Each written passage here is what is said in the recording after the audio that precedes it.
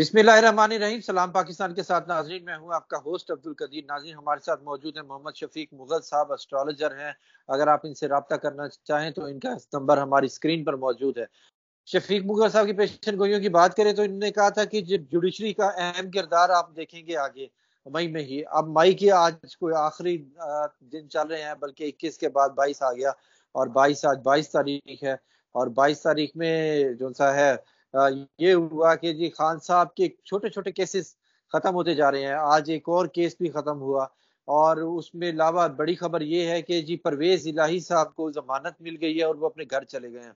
और एक और चीज की बात करें जी, रऊफ हसन साहब पीटीआई के रहनुमा, जो काफी एक्टिव रहनुमा है पीटीआई के, आज उनके ऊपर ख्वाजा सराओं का हमला हुआ। अब वो ख्वाजा सराओं का हमला था या कोई प्लान कोई इस तरह का कुछ था, वो ये शफीक साहब से ही पूछेंगे।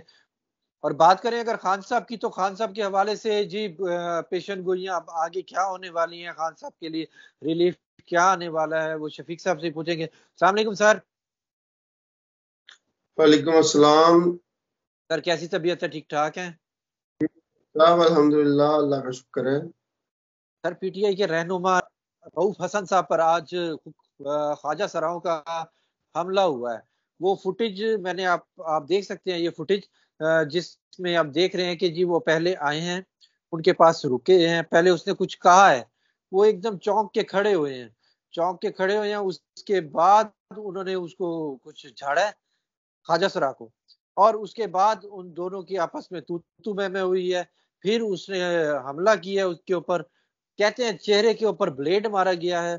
और उसके बाद 3-4 ख्वाजा सरा जो और भी साथ खड़े हुए थे, वो भी साथ शामिल हो गए और उन्होंने उनको उन पर तशद्दुद किया अच्छा खासा, जिसकी वजह से वो जख्मी हुए और उनको यहाँ पे कोई कट लगा जिसका खून निकला। और सर बताएं ये क्या हो सकता है, क्या है ये? जी बट साहब, मैं गुजारिश ये करूं कि ये सारा जो रऊफ हसन साहब का वाकया है, ये मैं इसको पॉलिटिकल एंगल से नहीं देख रहा। इसमें कोई ऐसी ऑब्जर्वेशन नहीं आ रही। वो फुटेज मैंने भी देखी है तो वो मुझे उससे पॉलिटिकल एंगल से ज्यादा एक गुड इंसिडेंट लग रहा है कि आप इसको जरा गौर से खुद भी देखें, ऑब्जर्वेशन में देखें। तो वो ऑलमोस्ट जो मांगने वाले खड़े होते हैं, ख्वाजा सरा अक्सर रोड्स पे मिल जाते हैं। तो गालबन ये स्टार्ट यही से हुआ जो वाकया के ख्वाजा सरा ने शायद कुछ मांगने के लिए उसको कुछ सवाल किया है। उन्होंने आगे से जो हार्श बोले हैं, ये शटअप कहा है, ये इस तरह वहां से वो ना, आप अगर लिप रीडिंग और वो सारी देखें इनकी, वहां से आगे वाकया बढ़ा। तो ये सारे वैसे भी ये सारे गैंग होते हैं, ऑलमोस्ट इकट्ठे होते हैं। ये जहाँ होते हैं ना, मुख्तलिफ जगहों पे स्कैटर्ड होकर खड़े होते हैं। कोई एक देखे तो वो दो चार इकट्ठे हो जाते हैं। ये अक्सर कई दफा है ऐसे इंसिडेंट इस्लामाबाद में हमने देखे हैं, लाहौर में देखे हैं। तो हो जाते हैं ये इत्फाकन। अब 2-3 फुटेज भी बन गई उसकी सीसीटीवी पे। तो मेरा ख्याल है कि ये एक जो है ना, छोटा क्रिमिनल किस्म का वाकया है। इसका कोई पॉलिटिकल एंगल नहीं है, क्योंकि वो लोग ऑलरेडी, ये सारी खबरें भी आ रही हैं, वो जो ख्वाजा सराओं का वो गैंग है, वो बड़ी देर से ऑलरेडी उधर उस एरिया में समझ लिया अपनी वर्किंग कर रहा है या अपना वो पेशा कर रहा है। एक्टिव इसलिए ऐसे कहें कि ये यार ये किसी ने भेजे हैं या इस तरह कोई ये रूपदार के, तो मेरा नहीं ख्याल कि इसका कोई सर इस तरह ख्वाजा का एंगल। सरा भी बदमाश बनते जा रहे हैं, देखे ना वो बदमाशी चल रही है, पहले पुलिस वालों को मार दिया, आज रऊफ हसन साहब को मार दिया। ये पता नहीं अजीब ही सीन चल रहा है। ये अब हर चीज जो है, चूंकि टेक्निकल हो रही, टेक्नोलॉजी का दौर है, तो हर कोई अपना तंजीम साजी करने में लगा हुआ है। तो ये सारे लोग अपनी तंजीमें बनाते हैं, गैंग बनाते हैं, अपनी उसको टेक्निकली डिप्लॉय करते हैं जगह जगह पे। और मीडिया ने, मोबाइल्स ने इनकी कम्युनिकेशन भी आसान बना दी है। तो सो ये सारे इसी तरह व्हाट्सएप ग्रुपों में इंफॉर्मेशन आती रहती है। व्हाट्सएप ग्रुपों के जरिए वगैरह ये इस तरह अटैच होते हैं आपस में। और ये ऑलमोस्ट बहुत सारे ये क्रिमिनल्स के, इन लोगों के भी मुनज़्ज़म नेटवर्क बन चुके हुए हैं। इसलिए अब ये इन चीजों को तो गवर्नमेंट ने एड्रेस करना है कि सर अब आप आहिस्ता आहिस्ता। अगले सवाल की तरफ चलते हैं। सर परवेज इलाही साहब को आज जो है जमानत मिल गई है और अब आज वो घर आए हैं तकरीबन 7-8 महीने बाद। तो क्या कहेंगे, क्या जुडिशरी की तरफ से ना, अदालतों की तरफ से फैसले आने शुरू हो गए हैं पीटीआई के हक में? सर मैं गुजारिश बड़ी देर से कर रहा हूँ, ऑलमोस्ट 1 महीने से। हमारी गुजारिशात में यही शामिल है कि मई का महीना 21 सूट के हमारा चलता है। जैसे ही आप देखें 21 मई आई है तो फैसले जो है वो आना शुरू हुए हैं। लेकिन मैं ये गुजारिश पहले से भी कर रहा हूँ कि जुडिशरी जो है वो काफी अरसे से एक्टिव है, मई के महीने में एक्टिव रहेगी और ये जून के महीने में ज्यादा एक्टिव आपको नजर आएगी। उसके डिसीजन, उसके फैसले इस तरह जो है वो आपको इवन हर फील्ड में, सिर्फ एक पार्टी के हक में नहीं होंगे या पीटीआई के लिए नहीं होंगे। आप देखेंगे कि मैंने कहा था कि काफी एक्टिव नजर आएगी। एडमिनिस्ट्रेटिव डिसीजन होंगे, कुछ हुकूमत को मुतासर करेंगे, कुछ इदारों को मुतासर करेंगे, कुछ पार्टीज को मुतासर करेंगे, चाहे फेवर हो या अनफेवर हो। तो ये सारा जो है ना सिलसिला, परवेज इलाही साहब जो पीटीआई के बड़े अहम रहनुमा हैं, डेफिनेटली इसका बेनिफिट जो पीटीआई को, आप देखें हमारा ये जून शुरू है 21 से, मैंने अर्ज किया था, बार बार याद दहानी के लिए, हमारे नाजरीन की याद दहानी के लिए मैं गुजारिश करता हूँ कि 21 मई जैसे ही आई है, ये हमारा जून शुरू हो चुका है। एस्ट्रोलॉजिकल जून हमारा शुरू हो चुका है। और आप देखें आज ही 2-3 अहम फैसले जो है हमारे आए हैं जुडिशरी की तरफ से, जिसमें से एक बहुत अहम फैसला जो है वो टेरियन वाइट के केस का था। उन्होंने केस ही पूरा खत्म कर दिया, केस उड़ा के रख दिया। ठीक है, तो एक ये बड़ा अहम फैसला था। दूसरा, परवेज इलाही साहब जो है उनकी रिहाई का फैसला है। ये ऑलमोस्ट दोनों फैसले खान साहब और पीटीआई के बेनिफिट में जाते हैं।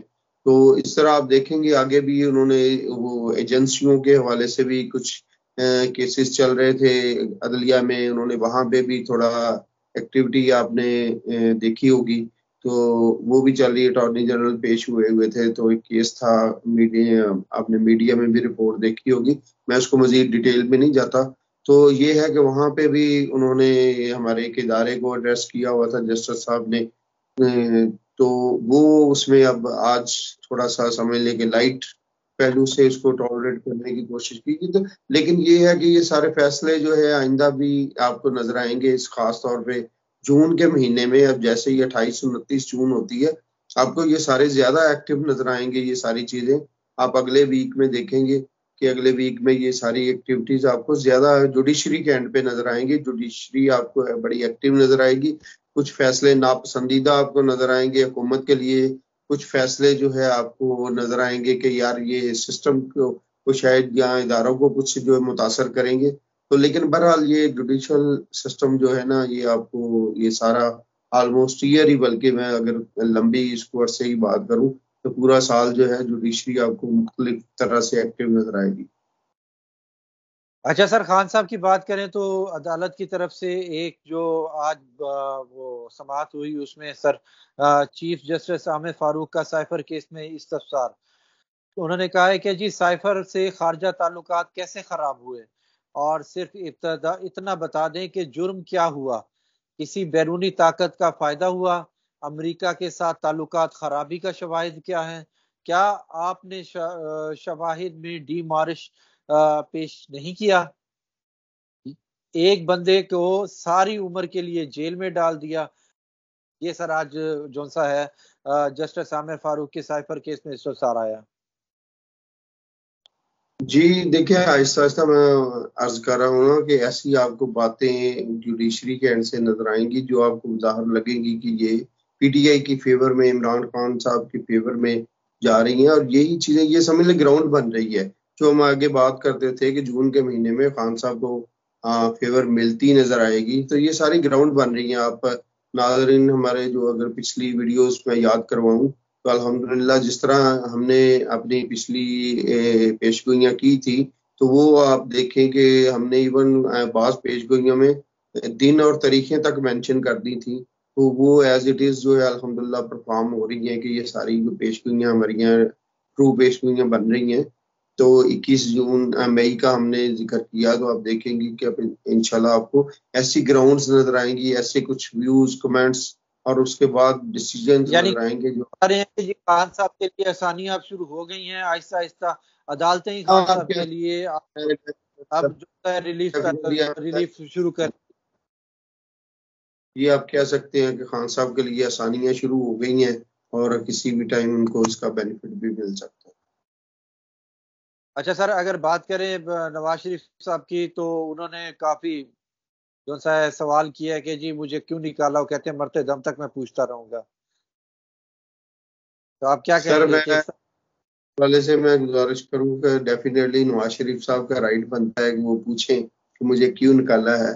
और मेरा ख्याल है कि इदारों को या निकालने वाला को जवाब भी देना चाहिए। एक पॉलिटिकल शख्सियत है, 3 दफा हमारे प्राइम मिनिस्टर रहे हैं, तो वो एक वर्किंग वजीर आजम को मेरा तो ख्याल है कि बाकियों का भी जवाब देना चाहिए। फ्रैंकली स्पीकिंग, अगर मेरी ये स्टेटमेंट पॉलिटिकल ना लगे तो इमरान खान साहब को भी पूछना चाहिए मुझे क्यों निकाला, यूसुफ रजा गिलानी को भी पूछना चाहिए मुझे क्यों निकाला।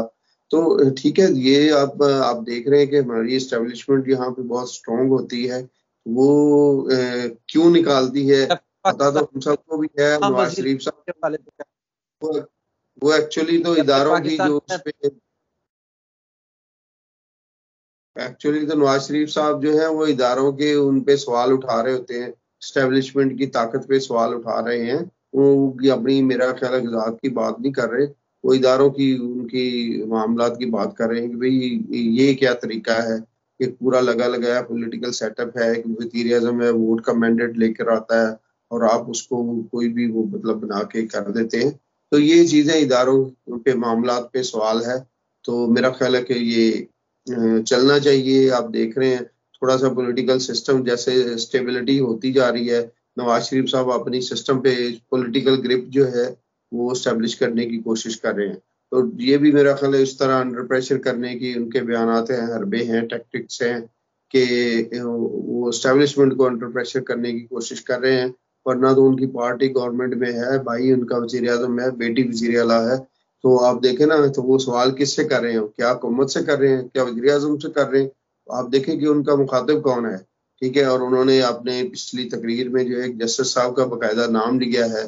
तो यहाँ से आप अंदाजा करें कि वो मुखातिब किसको कर रहे हैं, गवर्नमेंट को मुखातिब नहीं कर रहे।